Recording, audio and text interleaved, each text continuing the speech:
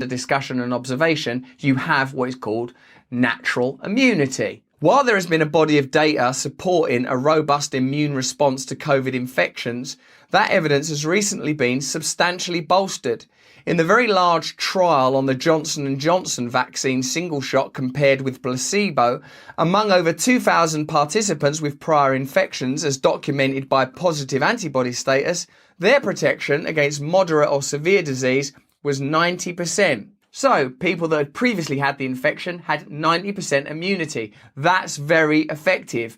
We will perhaps see over the course of the article whether it's more effective than one vaccine or two vaccines with boosters. Because remember, we're not saying or offering an opinion along the lines of, oh, this is better or that's better. We're just looking at this information and then you can see what you think. That's much higher than the vaccine efficacy of 56%. So I suppose the reason that would become relevant is, for example, if you have a vaccine passport or green card or digital ID situation that allows you to travel if you've had a vaccine but doesn't allow you to travel if you have natural immunity, according to that data, that would be illogical, wouldn't it, I suppose? Yet the CDC recognises 2 shots of this vaccine as fully vaccinated but ignores these data and many other proof points of natural immunity protection. So it's saying that the US Centre of Disease Control perhaps needs to amend its assessment of what constitutes full vaccination. If by full vaccination you mean protected from carrying,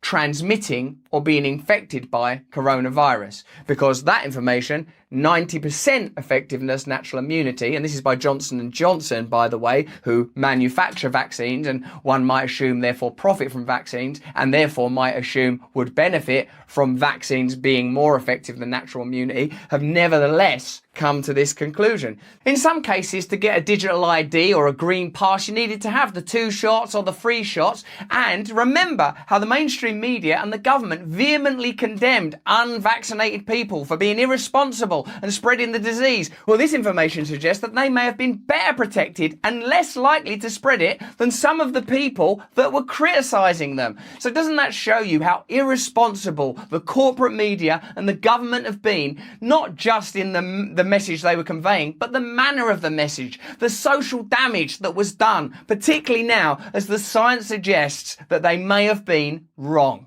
In a recent